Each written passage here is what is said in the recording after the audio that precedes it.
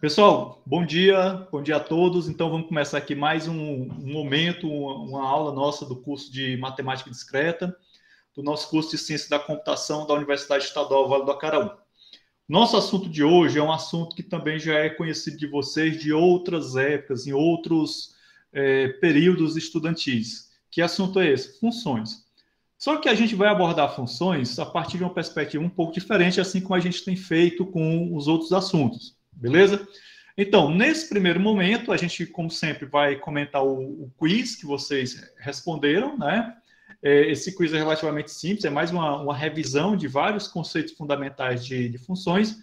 E no segundo tempo, a gente vai trabalhar com algumas questões, ou talvez com todas as questões da listinha de exercícios que eu passei recentemente para vocês se prepararem para a aula de hoje, certo? Essas questões da lista de exercícios, eu já queria deixar claro para vocês, elas vão focar muito mais no que diz respeito a demonstrações, certo? Então, como eu venho falando exaustivamente para vocês em várias aulas anteriores, um dos pontos principais da disciplina de matemática discreta é fazer com que vocês se tornem capazes de construir boas definições, aliás, boas demonstrações matemáticas, certo? A parte mais operacional dos objetos matemáticos e tal, vocês já viram em outros níveis, principalmente no ensino médio, é que a gente vai se preocupar mais com a questão das demonstrações, ou seja, escrever argumentos lógicos que provem que determinada proposição é verdadeira ou que refute essa proposição. Beleza? Bom, sem mais delongas, vamos passar aqui para o nosso quiz, que eu percebi aqui pela curva de pontuação foi um tanto quanto equilibrado, certo? E eu peço a todos que prestem muita atenção nos comentários do quiz. Bem, a primeira pergunta do quiz era o seguinte: em uma função f de x para y, os conjuntos x e y são respectivamente. Então, vamos só recordar aqui um pouco do que a gente trabalha com funções, certo? Então, a primeira noção que a gente precisa ter bem forte em nossa mente é que quando nós trabalhamos com funções, a gente está essencialmente dentro do contexto dos conjuntos, certo? Então, uma função f de x, ela geralmente ela é uma função entre dois conjuntos, né? No caso, no nosso exemplo aqui, o conjunto x e o conjunto y, e esses dois conjuntos recebem, respectivamente, os seguintes nomes: domínio e contradomínio. Beleza? Então, o x é o conjunto domínio, né, o domínio da função, e o conjunto y é o contradomínio. Certo? Então, é sempre bom você lembrar dessa nomenclatura, domínio e contradomínio, porque ela é importante, inclusive, quando você for demonstrar alguma proposição. Quando você for escrever uma demonstração, muitas vezes é preciso a gente se valer dessas noções aqui. Bom, algumas pessoas se embananaram aqui, né? Por exemplo, botaram aqui contradomínio e imagem, mas veja que a pergunta era respectivamente, x e y respectivamente. Então, é sempre bom ter atenção a esses enunciados que utilizam a expressão respectivamente, né? No caso aqui, o respectivamente quer dizer de x e y. Então, no caso, x é o domínio e y é o contradomínio. Ali na segunda alternativa eu apenas troquei. Imagem e domínio. Aqui a confusão pode ter se dado por conta da palavra da expressão imagem. Então, é comum, né, aqui e acolá a gente se confundir e achar que a imagem, né, e o contradomínio são sinônimos, mas não são. É muito importante a gente colocar isso para vocês nesse momento de revisão. Então, não confundir imagem com contradomínio. Claro que existe a função sobrejetiva, na qual o contradomínio da função e o conjunto imagem são iguais, certo? Isso daí a gente vai abordar com mais detalhes em questões posteriores, beleza? Bom, a questão seguinte dizia o seguinte: o valor de f de x é completamente determinado pelo valor x que é passado pela função. Aí é basicamente uma definição do que vem a ser função, certo? Então, toda vez que nós nos deparamos com uma função, o valor de f de x, ou seja, o valor da função, ele é completamente determinado pelo valor de x que você passa para a função. Outra coisa, é sempre bom a gente lembrar também que quando eu falo do conjunto X, do domínio de uma função, não necessariamente eu estou me referindo somente a conjuntos numéricos, né? Então, o domínio da função pode ser um conjunto de outros objetos que não sejam necessariamente conjuntos numéricos. Porque a ideia de função, né, a ideia desse objeto matemático chamado função, ele pode ser generalizado para diversas outras situações, não necessariamente somente para números, né, para conjuntos numéricos. E aí que a gente percebe como esse objeto matemático ele pode ser utilizado, pode ser empregado para construir diferentes modelos, né, para diferentes situações da nossa vida. Beleza? Então a maioria aqui acertou, parabéns. Somente uma pessoa colocou aqui falso, né? Vamos à questão seguinte. Nessa questão, eu estou colocando aqui no enunciado a definição de um desses tipos de função, né? Então, é uma função caracterizada pela seguinte propriedade. Então, vejam bem, a gente tem o conceito de função, certo? Dentro do conceito de função, né, a gente pode categorizar as funções a partir de determinadas propriedades. Compreender essas propriedades também é extremamente importante, extremamente valioso para os procedimentos de demonstrações, porque muitas vezes numa demonstração a gente vai se valer dessa propriedade e em cima dessa propriedade é que a gente vai construir a nossa demonstração, beleza? Então, que propriedade é essa que eu estou colocando aqui? Cada elemento do domínio, veja bem, cada elemento do domínio da função está associado a, no máximo, um elemento do contradomínio. Então, vejam bem, toda vez que vocês encontrarem uma definição na literatura matemática que use a expressão cada elemento do domínio, por exemplo, nesse exemplo aqui, eu estou me referindo a todos os elementos do domínio, certo? Então, essa expressão cada dá a ideia de uma totalidade. Está associado a, no máximo, um elemento do contradomínio. Outra expressão que é chave quando você se depara com a definição na literatura matemática. Quando eu digo, no máximo, um elemento, né, eu estou subentendendo que eu tenho um teto. Né? Eu estou subentendendo, não, estou deixando claro que existe aí um teto, que é o máximo.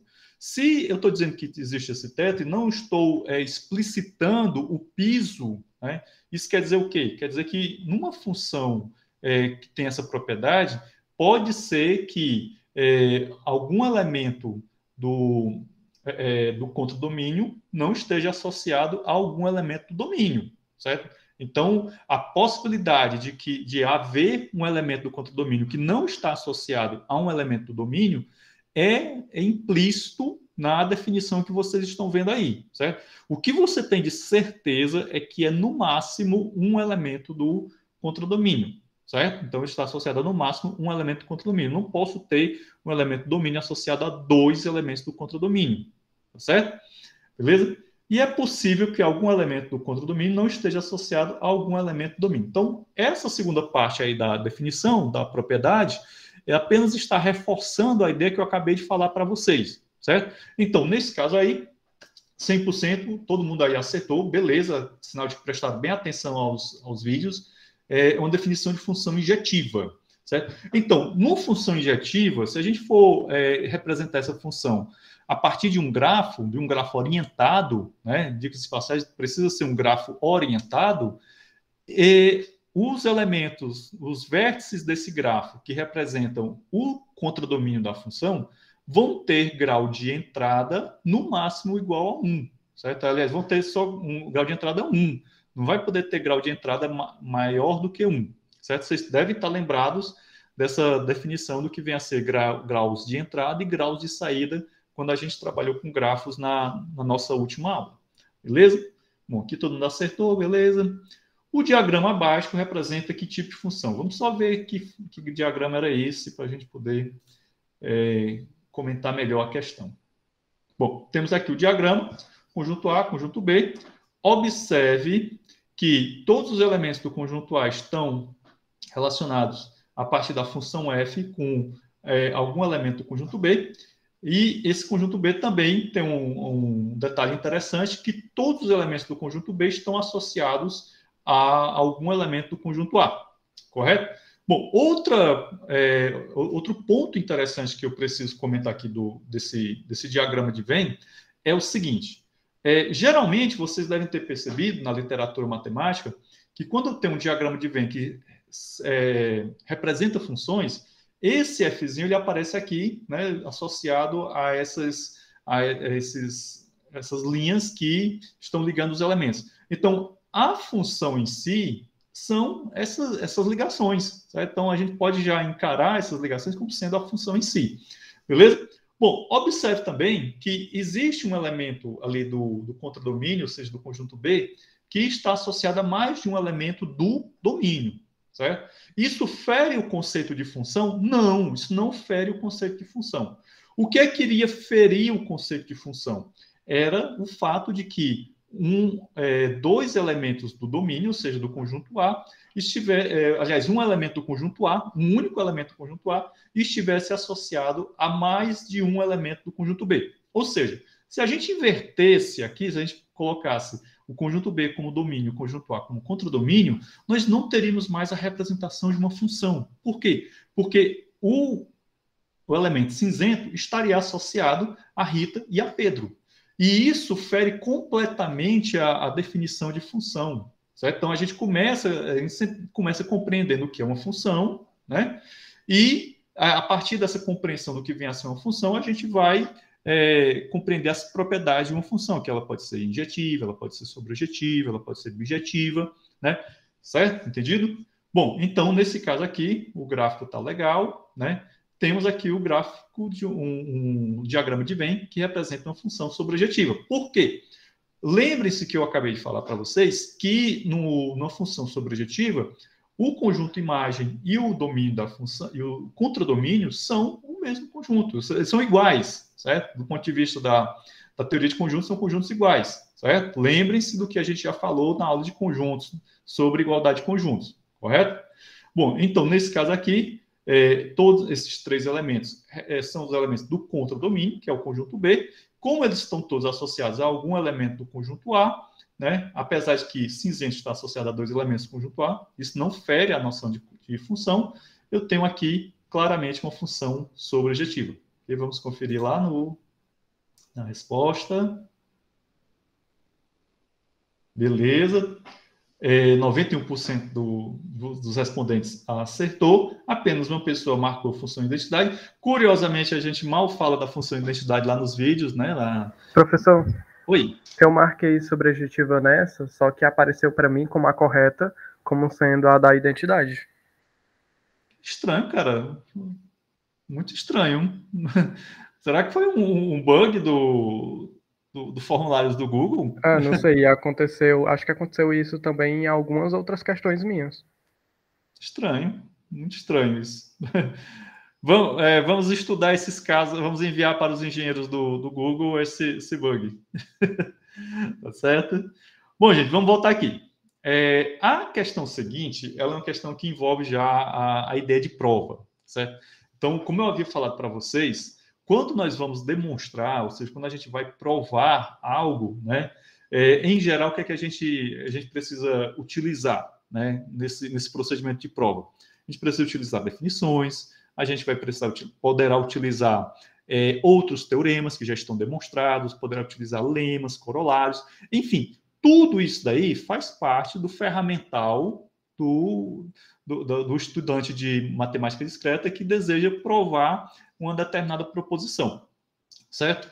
Bom, então vamos supor que eu tenho aqui uma função f qualquer, eu quero provar que essa função f ela é sobrejetiva. Então, o que é que eu preciso fazer? Eu preciso primeiro entender, né, o que é uma função sobrejetiva. Eu preciso buscar lá na definição de função sobrejetiva qual é a propriedade que define uma função sobrejetiva e, em cima disso daí, o que é que a gente vai fazer? Constrói um argumento logicamente encadeado. A gente supõe uma hipótese, né? E em cima dessa hipótese, a gente vai desenvolver um argumento que vai culminar na conclusão como sendo o consequente de uma condicional. Então, em geral, a gente vem trabalhando com demonstrações do tipo P condicional Q, né? Que seriam demonstrações condicionais, certo? E, em geral, a gente vai fazer isso. A gente supõe uma hipótese, né? E em cima dessa hipótese, a gente vai desenvolver o argumento até culminar na conclusão que, no caso, seria o consequente dessa condicional. Na aula de métodos de demonstração, foi colocado para vocês que o ideal é você pegar a proposição, né, que você deseja provar e colocá-la na forma se então. Certo? Então, essa é uma dica muito valiosa. Por quê? Porque a partir desse momento, você já identifica quem é a sua hipótese e identifica qual é a conclusão que você deseja atingir, ou melhor, que você deseja alcançar. Certo? Então, no caso do enunciado da questão, diz o seguinte: para provar que F é sobrejetiva, suponha f de A igual a f de B e mostre que A é igual a B. Nesse caso aí, é falsa. Por quê? Porque eu utilizei aí a definição de função injetiva, certo? Quando você vai demonstrar que uma determinada função f ela é injetiva, aí você faz isso daqui, né? Ou como aquele cara do Instagram, né? Aquele que utiliza essa expressão assim, faz assim com as mãos. Então, isso daqui é como você vai proceder para demonstrar que uma determinada função ela é injetiva, né? E no caso da sobrejetiva? Então, no caso da sobrejetiva, como é que você iria provar? Você iria mostrar que todos os elementos do contradomínio, né, pertencem ao conjunto imagem da função, certo? Então, essa seria como é que você vai provar. No exercício que a gente vai trabalhar no segundo tempo, né, nós vamos ver algumas provas de funções sobrejetivas, beleza? Então, fica claro aqui para vocês que esse procedimento suponha f de A igual a f de B e mostrar que A é igual a B, na verdade, é para você provar que uma determinada função f ela é injetiva e não sobrejetiva. Beleza? Bom, uma relação é um tipo de função, mas nem toda função é uma relação. Essa sentença aqui, ela é falsa, como vocês estão vendo aqui nas respostas. A maioria acertou, mas teve aí um índice relativamente alto de pessoas que erraram, mas deve ter errado porque eu fiz essa questão aí para confundir mesmo, certo? Então, foi colocado propositalmente para confundir. Então, vejam bem. Eu disse para vocês, em um dado momento de algum dos vídeos que vocês devem ter assistido, que toda função é uma relação, certo? Então, eu tenho aqui o conceito maior, conceito amplo de relação, que a gente vai estudar posteriormente, se não me engano, é o assunto da aula da semana que vem, beleza?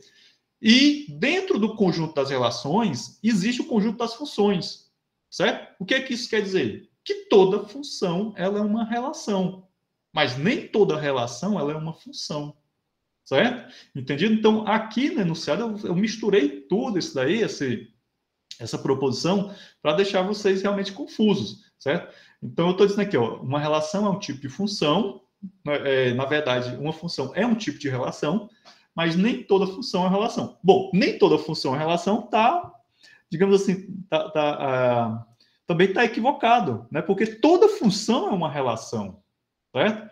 O que não é, nem toda, é que nem toda relação é uma função, mas toda função é uma relação, certo?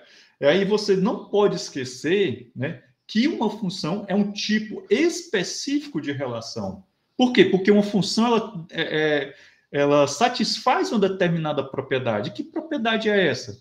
É a propriedade que os elementos do domínio da função estão associados, né, a pelo menos um elemento do contradomínio, certo? Ou em outras palavras, eu não posso ter numa função um elemento do domínio da função associado a mais de um elemento do contradomínio, certo? Isso torna completamente inválida a noção de função, certo? Então, essa é a primeira coisa que você precisa verificar. Então, vamos supor que você pegue uma questão onde lhe é solicitado que prove que determinada sentença ela é uma função. Então, a primeira coisa que você vai tentar demonstrar é que essa propriedade ela é verdadeira, que ela satisfaz essa propriedade, que é não ter elementos, aliás, um elemento do domínio não está associado a mais de um outro elemento do contradomínio. Ele pode não estar associado a nenhum, certo? Pode até ter essa situação, então, em que eu tenha algum elemento do domínio que não está associado a nenhum elemento, certo? Só que aí a gente entra na definição de função completa, que também foi visto lá nos vídeos. Beleza? Bom, aqui temos uma outra questão que era de múltiplos, você poderia escolher mais de uma alternativa, certo? Ficou bastante evidenciado aqui que vocês prestaram atenção, né? Então, são definições válidas para a função. Então, essas definições que a gente coloca aqui para a função, eu basicamente já comentei com vocês ainda há pouco aqui nos comentários da questão anterior, certo? Entendido? Então, aqui eu tenho uma relação f é chamada função desde que a e b pertence a f e a e c pertence a f, implica b igual a c, certo? Então, aqui nós temos uma função que recebe 2 parâmetros, certo? Entendido?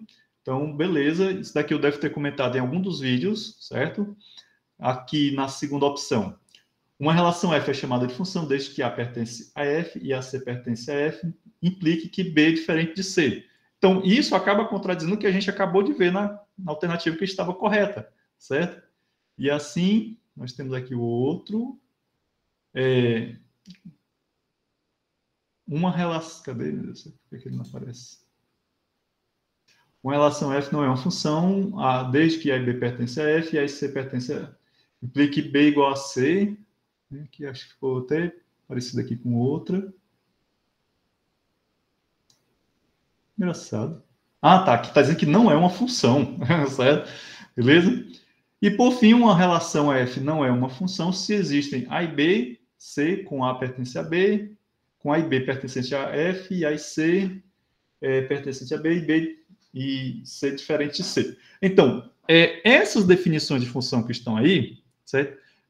De acordo com um dos vídeos, acho que foi a gravação do semestre atrasado, foi do semestre passado, não foi de pré-aula que eu falei sobre isso daí. Eu mostrava para você uma definição do que era a função, e a partir daquela definição, uma definição de negação, certo? Então, essas duas corretas aqui, uma é a negação da outra, certo? Então, acaba sendo as equivalências. Bom, podemos ter um elemento do contradomínio de uma função associado a nenhum ou mais elementos do domínio. Porém, não podemos ter o mesmo elemento do domínio associado a mais de um elemento do contradomínio. Essa afirmação é completamente verdadeira, que no caso é uma forma também de definir o que vem a ser uma função. E isso aqui a gente já comentou exaustivamente hoje. Não precisa mais comentários, não. Bom, uma função que tem o conjunto imagem igual ao contradomínio é a função sobrejetiva. Também comentei com vocês ainda há pouco, várias vezes, né? A propriedade que define bem uma função sobrejetiva é que o conjunto imagem dessa função sobrejetiva é igual ao contradomínio da função, certo? Então, em funções injetivas, nós podemos ter claramente um conjunto imagem que não é o contradomínio completamente, certo? Então, até nos vídeos eu apresentei alguns exemplos que eu mostrava umas definições, umas representações na forma de diagramas de Venn, em que nós tínhamos lá algum elemento do contradomínio que não estava associado a algum elemento do domínio, certo? Nós tínhamos todos os elementos do domínio associados a algum elemento do contradomínio, mas lá no contradomínio tinha algum lá pontinho solto, perdido, sem estar associado a ninguém, certo? Então, isso caracteriza o quê? Caracteriza uma função injetiva, né?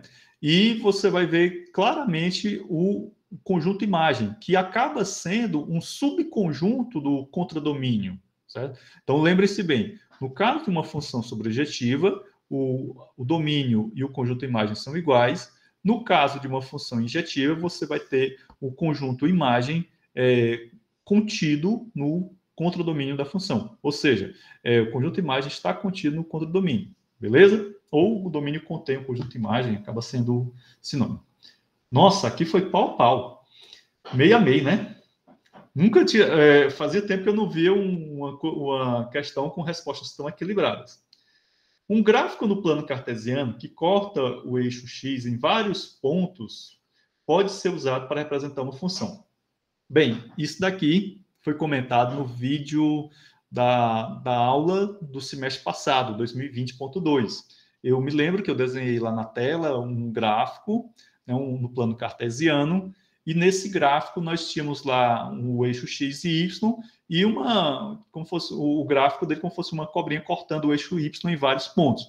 Quando um gráfico corta o eixo Y em vários pontos, o que você tem claramente aí? Você tem que o elemento, o domínio da função, que seria representado pelo conjunto X, né, está associado a mais de um elemento do contradomínio.